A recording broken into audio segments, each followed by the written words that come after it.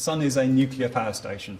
I always thought it used to be funny when the old days, was anybody old enough to remember when people were saying no thanks to nuclear power, they were saying no thanks to nuclear power with a badge that had a picture of the sun in the middle, which is the biggest nuclear generator within the nearest 4 light years. It is a huge, incredibly huge nuclear generator, but of a different type to nuclear fission. And it is possible to use that type of energy to generate power, but it's complicated, it's difficult to make it work. So you would imagine, because it's much cleaner, it uses much cheaper fuel, that we'll be rushing out and had lots of projects going trying to get this working. In fact, there is only one in the whole world, which recently the Americans pulled most of their funding out of, using the most likely technology, and the Americans have a couple of their own using a different technology, a couple of smaller ones. But basically there's really only one major piece of research going on into what could be the most effective way of generating energy we've got, which is a shame, to say the least.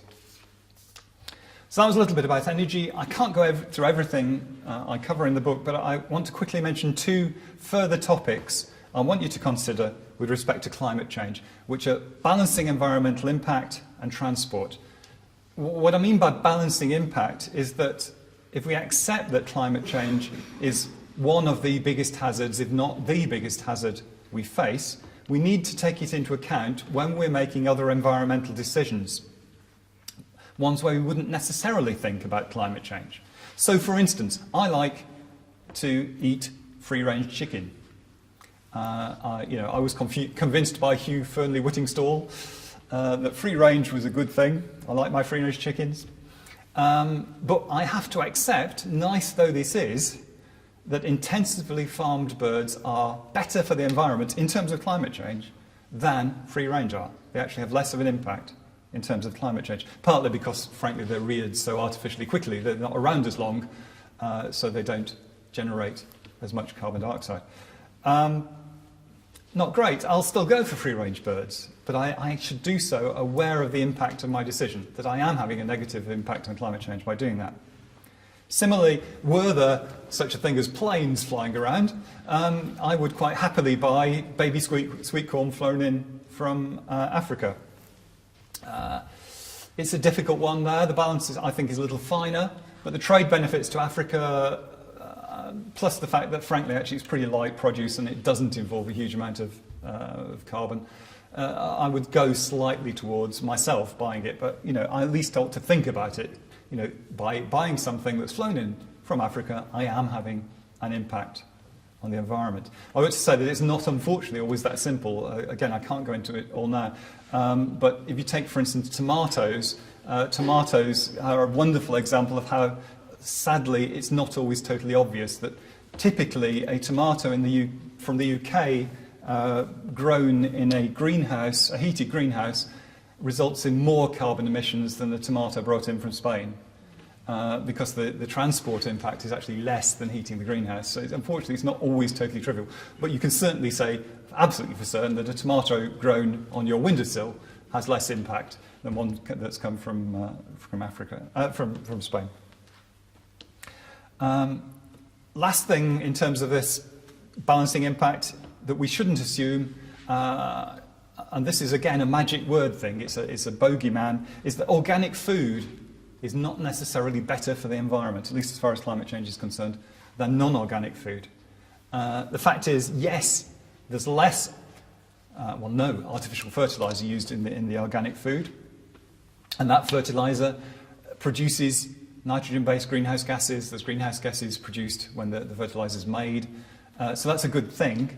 But natural fertilisers do release greenhouse gases too. I mean, ideally we should just cut down on the use of fertiliser altogether. And unfortunately, there are some other negatives that come out of organic methods. For instance, organic methods typically involve more tilling of the soil.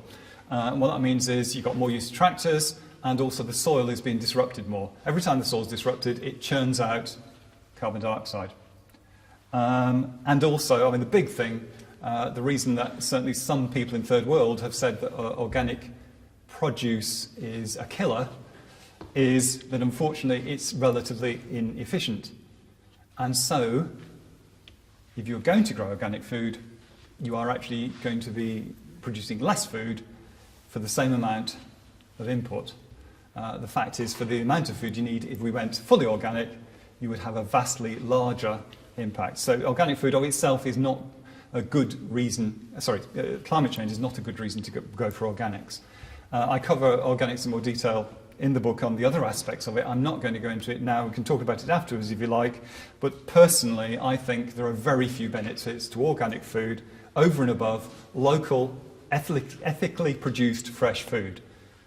Okay, now you have to think about that local, ethically produced fresh, all of which is not necessarily the case of something you buy down the supermarket. So I'm not saying organic food is not better than something that's been stuck in a chiller for 6 months and flown halfway across the road. What I am saying is there are alternatives. You don't necessarily have to go for organic, so you need to think through what it actually involves. But as I say, I'll be happy to talk about that afterwards. But my favourite example of being misled by a magic word when it comes to this idea of balancing impact comes with my other visual aid, because you're probably sagging a little bit by now. I was going to have this under the podium, but it was pointed out that it would look really rather scruffy having my carrier bag under the podium, because it's such a beautiful, clear podium. I've actually got 2 carrier bags here. And this is a demonstration of a sort of environmental decision based on a bogeyman. Because this carrier bag is a Co-op carrier bag. I should have a Marks and Spencer's one really, but this is a Sainsbury's one. And the Co-op carrier bag says to us, make the most of this, it's not going to be around forever. From the date of manufacture, the bag will start to degrade in approximately 18 months' time. Both Co-op and Summerfield, which I think are now merged, make quite a big thing about the fact that their carrier bags are biodegradable.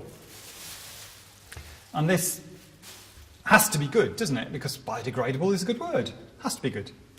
But just think of it from a climate change viewpoint. What's the difference between those 2 carrier bags? The traditional carrier bag locks carbon away for hundreds of years. It will not go away. That's the problem with it. We stick it in landfill and it stays there. And what are we trying to do on the whole with carbon? We're trying to get it to stay there and not go into the atmosphere. What does the other bag do? It breaks down. In the process of breaking down, what does it do? It gives off carbon dioxide and methane, amongst other things. So a biodegradable carrier bag, in climate change terms purely, is a bad thing. It's great if we're thinking about landfill, and again we have to balance. What's more important? Whether or not we fill up a hole in the ground, or whether or not we have global warming. Sometimes, just because a word sounds good, it isn't necessarily the answer. I'd just like to go on to the last of my topics now, which is transport. We have to face up to the fact that, useful though it is, transport, apart from walking and going on a bike, is pretty well universally bad for the environment. Until we can get clean generation of energy, use it in clean vehicles, it's going to stay that way. So the number one priority has to be cutting down. More support, for instance, for home working and using internet video conferencing instead of face-to-face. Now at this point, or afterwards, people usually point out to me, yes, but the internet also has emissions, and it does. There are emissions that are produced as a result of using the internet, of using computers. But frankly, the difference in emissions between, saying, having a half-hour Skype conversation with somebody in New York or flying to New York and flying back again are really not comparable. The fact is, flying around for meetings and such is not necessarily a good thing. As it happens at the moment, it's not a problem, but generally speaking, it is. Some of the ways we can do something about this are pretty obvious. Can I just get a quick show of your hands? How many people here regularly use private jets? Oh, that's really good. None of you. Or at least none of you are admitting to it anyway. And I think it's pretty obvious why, if there are 1 or 2 people that are secret private jet users, they aren't admitting to it. It is about the most, I suppose, irresponsible way of travelling there is. It is saying, my time as an individual is worth more than the planet. That's what matters, my time, not the planet. Couldn't give a toss about the planet. I've got my private jet. Or my comfort, perhaps, rather than my time.